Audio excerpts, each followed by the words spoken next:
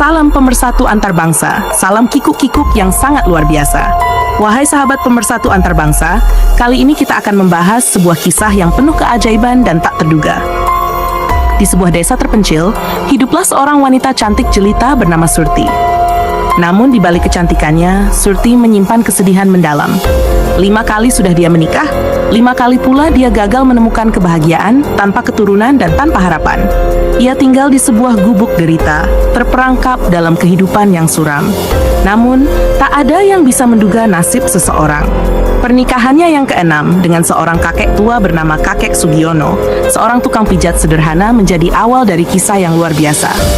Siapa sangka, dari pernikahan ini, Surti akhirnya menemukan kebahagiaan sejati. Tidak hanya itu, untuk pertama kalinya ia dikaruniai keturunan. Yang paling menakjubkan, saat proses kelahiran anaknya, Kakek Sugiono sendiri yang menjadi bidan, membantu persalinan istrinya dengan penuh cinta dan kesabaran. Dari gubuk derita, mereka kini tinggal di istana megah, hidup bergelimang harta dan kebahagiaan. Bagaimana kisah penuh keajaiban ini bisa terjadi? Simak cerita lengkapnya sampai akhir. Dan jangan lupa like dan subscribe, agar kalian tidak ketinggalan kisah-kisah inspiratif lainnya. Mari kita mulai kisah luar biasa ini.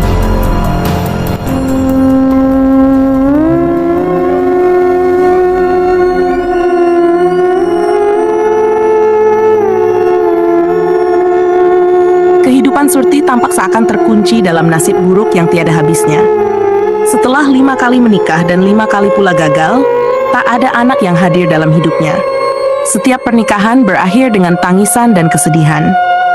Kegagalan demi kegagalan membuatnya merasa seperti wanita yang tak beruntung, terjebak di dalam gubuk reyot, di pinggiran desa yang bahkan jarang didatangi orang. Harapan seakan telah sirna dari pandangannya, menyisakan kesunyian yang mencekam. Namun, takdir memiliki rencana yang lebih besar, yang tak pernah ia duga. Suatu hari, tanpa disangka-sangka, datanglah seorang lelaki tua berusia 80 tahun bernama Kakek Sugiono, seorang tukang pijat yang terkenal sederhana. Wajahnya dipenuhi keriput tanda kebijaksanaan, tubuhnya ringkih tapi hatinya lembut dan penuh perhatian.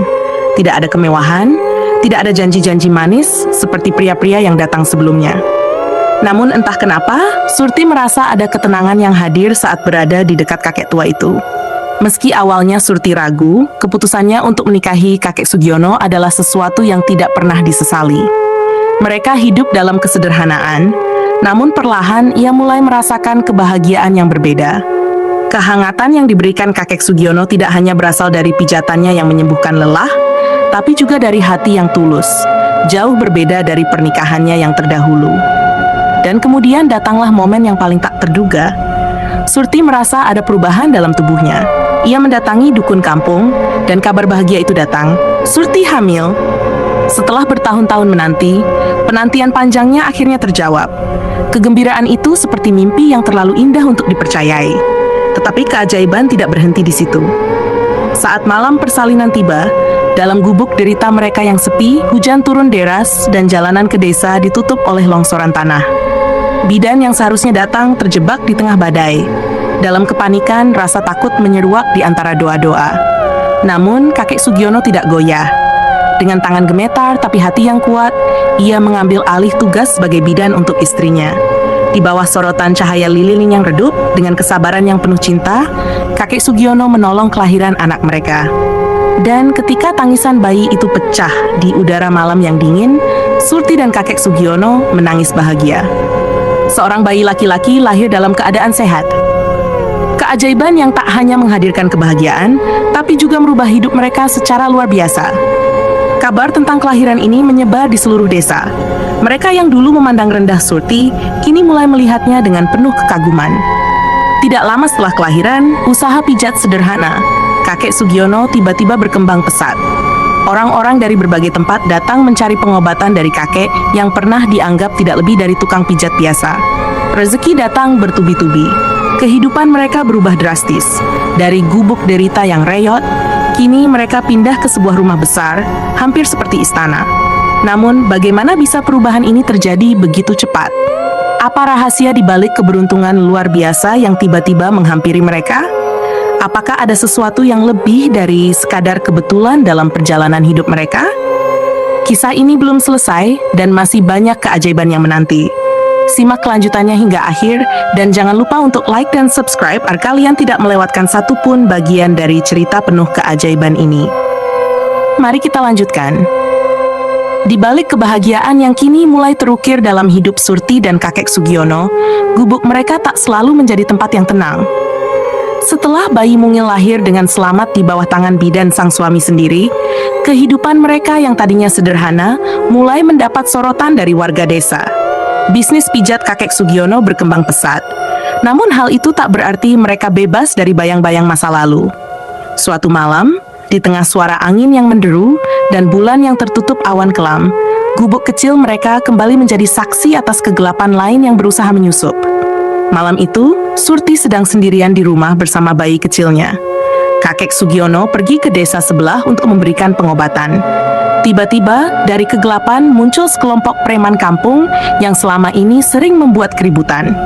Di antara mereka tampak wajah yang tak asing bagi Surti, mantan suaminya Arman, seorang pria bertemperamen keras yang dulu selalu memperlakukan Surti dengan kasar. Ketukan keras di pintu terdengar menggema, membuat Surti terlonjak dari tempat tidurnya. "Surti, buka pintunya." Suara Arman terdengar kasar dan penuh ancaman. Ketakutan menyergap hati Surti. Tangan gemetarnya meraih bayi yang sedang tertidur pulas di dalam gendongan. "Surti, jangan pura-pura tak mendengar. Kau pikir bisa lari dariku begitu saja?" Suara Arman makin mendekat. Dengan berani, Surti mencoba mengunci pintu gubuknya, namun itu tak cukup untuk menahan pria-pria bertubuh kekar di luar. Dalam beberapa detik, pintu tua itu roboh, dan Arman bersama para preman memasuki rumahnya dengan langkah kasar. Mata Arman menyala penuh amarah dan dendam. "Kau pikir bisa bahagia setelah meninggalkanku? Kau pikir hidupmu akan lebih baik tanpa aku?" Teriaknya sambil mendekati Surti, yang kini memegang erat bayinya. Arman, mabuk dan dipenuhi kebencian, tidak peduli lagi pada apapun. Niatnya malam itu jelas, menghancurkan segala bentuk kebahagiaan yang kini dimiliki mantan istrinya. Dalam sekejap, Arman meraih tangan Surti, menariknya dengan kasar. Bayi dalam gendongan hampir terjatuh, namun dengan sekuat tenaga Surti mempertahankannya. "Tolong, jangan lakukan ini. Aku sudah meninggalkanmu, kita tak ada urusan lagi," kata Surti, air mata mulai mengalir di wajahnya. Tapi Arman tidak mendengarkan. Ia semakin mendekat, niat bejatnya tampak semakin jelas. Dia ingin menguasai Surti kembali, dengan cara apapun. Saat Surti hampir kehilangan kekuatannya, tiba-tiba dari luar terdengar langkah kaki yang cepat dan suara teriakan keras. "Berhenti!" Kakek Sugiono muncul dari kegelapan, napasnya terengah-engah setelah berlari secepat mungkin.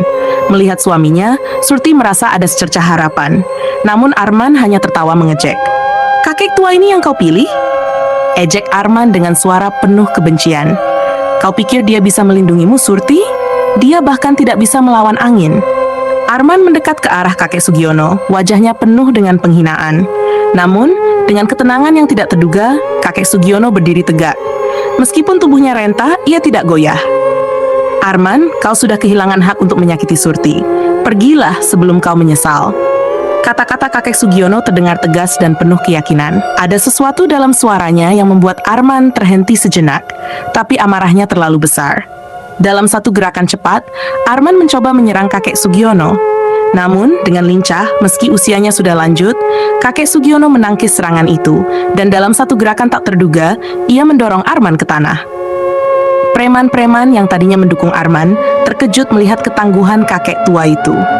Mereka mulai mundur perlahan, merasa kalah sebelum perlawanan benar-benar dimulai. Arman, dengan wajah penuh malu dan marah, bangkit perlahan dari tanah. "Ini belum selesai," gumamnya dengan nada ancaman, sebelum akhirnya pergi, meninggalkan gubuk itu dalam ketegangan yang masih terasa. Setelah kepergian mereka, Surti terisak dalam pelukan kakek Sugiono. "Kau telah menyelamatkan kami," bisiknya penuh rasa syukur. Kakek Sugiono dengan lembut mengusap kepala Surti, berkata, "Aku akan selalu ada di sisimu, melindungimu. Kita tidak lagi hidup dalam bayang-bayang masa lalu. Ini adalah awal baru kita." Malam itu, meski gubuk kecil mereka tampak sederhana dan reot, di dalamnya terdapat cinta dan kekuatan yang lebih besar daripada segala ancaman yang datang dari luar. Kejadian tersebut membuka mata Surti, bahwa kebahagiaan sejati bukanlah tentang kemewahan atau keturunan, melainkan tentang seseorang yang selalu ada di sampingnya, siap melindungi dan mencintainya tanpa syarat. Namun, ini bukan akhir dari perjalanan mereka. Keajaiban besar sedang menunggu, dan perubahan luar biasa akan segera menghampiri hidup mereka. Bagaimana Surti dan kakek Sugiono bisa bangkit dari gubuk derita menjadi sosok yang dipandang kaya raya dan sukses? Simak kelanjutan kisah ini hingga akhir. Jangan lupa like dan subscribe agar kalian tidak melewatkan satupun bagian dari cerita penuh kejutan ini. Mari kita teruskan. Malam itu, setelah insiden mengerikan bersama mantan suaminya, Surti tak bisa tidur. Dia menggenggam tangan kakek Sugiono erat-erat, tak ingin kehilangan kehangatan dan perlindungan dari pria yang telah memberinya cinta sejati. Meski rumah mereka kecil dan sederhana, rasa aman yang kakek Sugiono bawa tak ternilai harganya.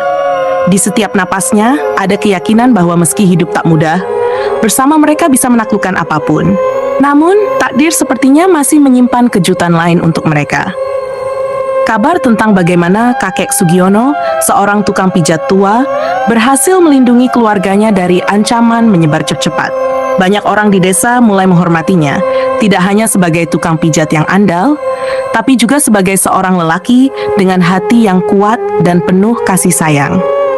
Kisah itu sampai ke telinga seorang pengusaha kaya yang memiliki bisnis resort mewah dan pusat kebugaran. Pengusaha itu terkesan dengan ketenangan dan kebijaksanaan kakek Sugiono.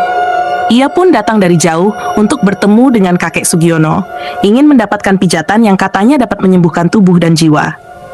Ketika pengusaha tersebut tiba di desa, ia tak hanya merasakan keahlian pijat kakek Sugiono, tetapi juga merasakan kedamaian yang luar biasa dari kehidupannya yang sederhana bersama Surti dan bayi kecil mereka. Pengusaha itu melihat sesuatu yang berbeda, keberkahan hidup yang sederhana namun penuh cinta. Ia tergerak untuk mengangkat kehidupan kakek Sugiono dan Surti ke tingkat yang lebih tinggi. "Kakek, saya ingin membantu Anda," ucap pengusaha itu dengan penuh ketulusan. "Anda memiliki keterampilan yang luar biasa. Saya akan membangun pusat pijat dan kebugaran dengan nama Anda di kota besar, sehingga lebih banyak orang bisa merasakan kebaikan dari tangan Anda. Ini akan membuat hidup Anda lebih baik, tidak hanya bagi Anda, tetapi bagi banyak orang." Surti yang mendengar percakapan itu merasa tak percaya.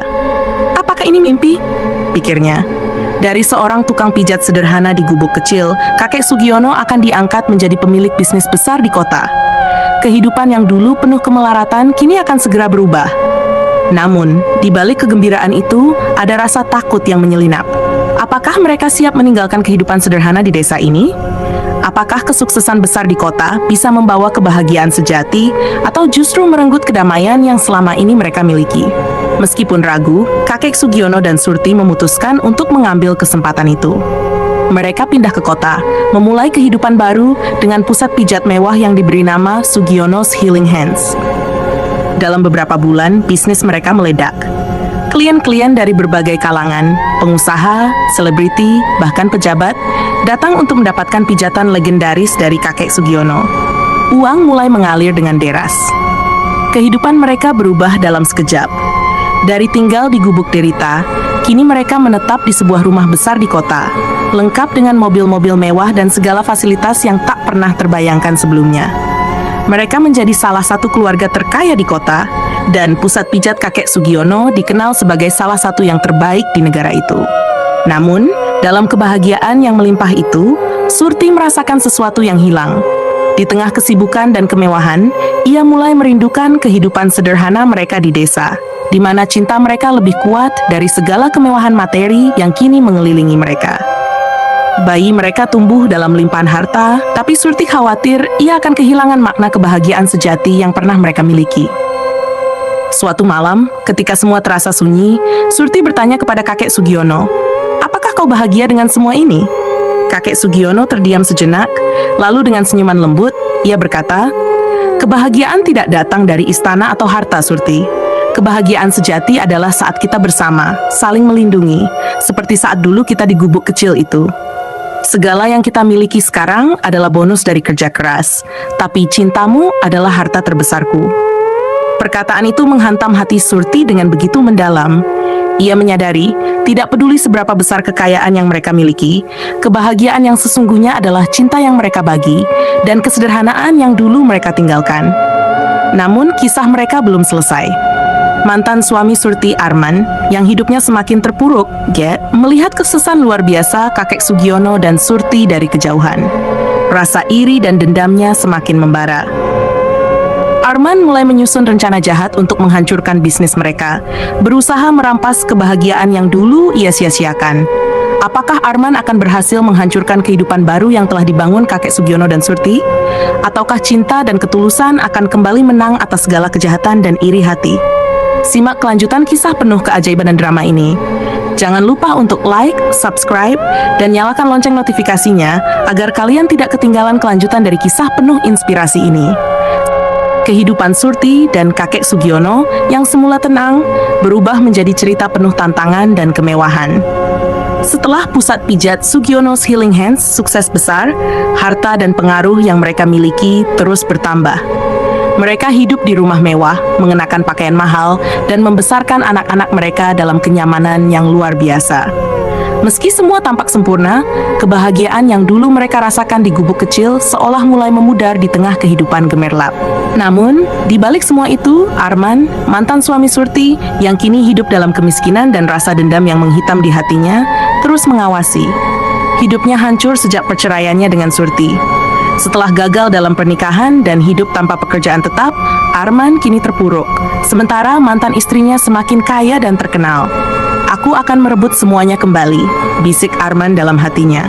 Obsesi terhadap kesuksesan Surti dan kakek Sugiono membawanya pada rencana jahat.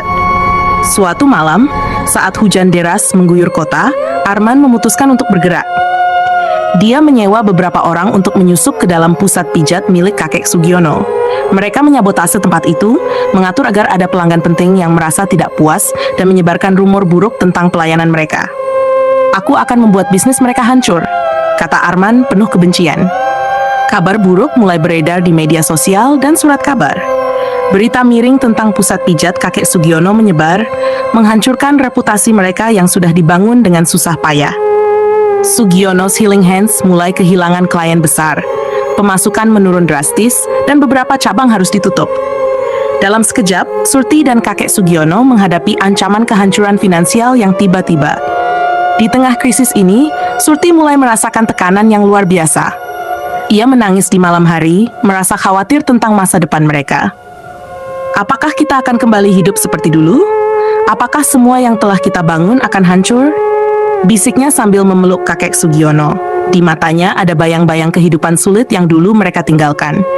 Namun, kakek Sugiono tetap tenang. Dengan lembut, ia mengusap rambut Surti dan berkata, "Ingatlah, kekayaan bukanlah harta yang kita miliki, tetapi bagaimana kita bertahan dalam cinta. Selama kita bersama, kita bisa melewati ini.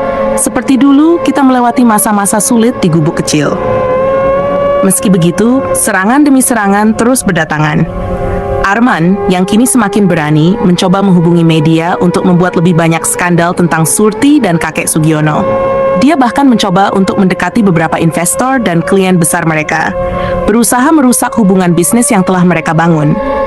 Di puncak krisis ini, Surti mengambil keputusan besar. "Aku harus menghadapi Arman," katanya tegas. Dia tahu bahwa tidak ada gunanya bersembunyi dari masa lalunya. Dalam satu langkah berani, Surti mengundang Arman untuk bertemu di sebuah tempat yang netral, di gubuk lama tempat mereka dulu tinggal. Ia ingin mengakhiri semua ini dengan cara yang baik dan menutup bab kelam hidupnya.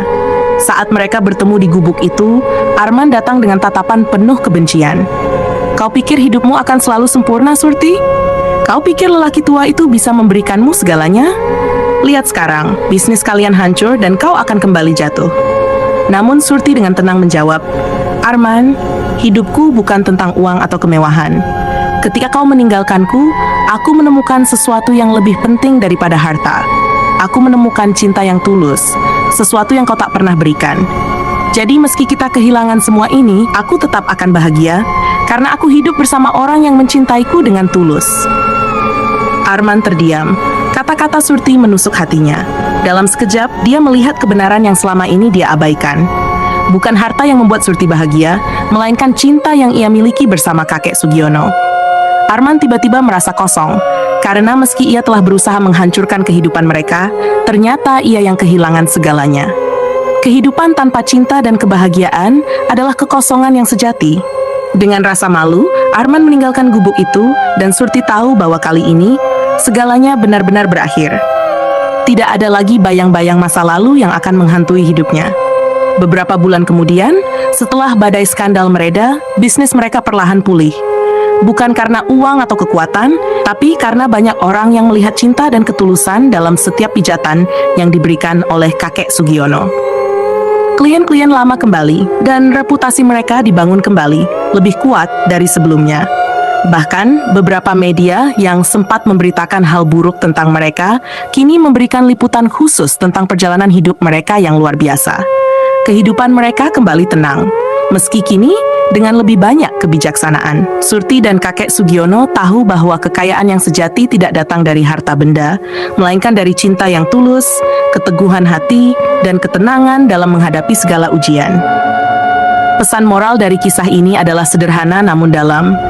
Kebahagiaan sejati tidak diukur dari berapa banyak harta yang kita miliki, tetapi dari cinta dan ketulusan yang kita berikan kepada orang-orang terdekat kita. Tantangan dan ujian hidup akan selalu ada, tetapi dengan cinta, kita bisa mengatasinya. Maka para sahabat, ingatlah bahwa dalam hidup, uang bukanlah segalanya. Cinta yang tulus dan kejujuran dalam hubungan adalah hal terpenting. Jangan pernah mengabaikan orang yang mencintai kalian, karena merekalah harta sejati kalian. Sampai di sini dulu kisah kita kali ini. Jangan lupa untuk like dan subscribe agar kalian tidak ketinggalan kisah-kisah penuh inspirasi lainnya. Salam pemersatu antar bangsa, salam berkikuk-kikuk yang luar biasa.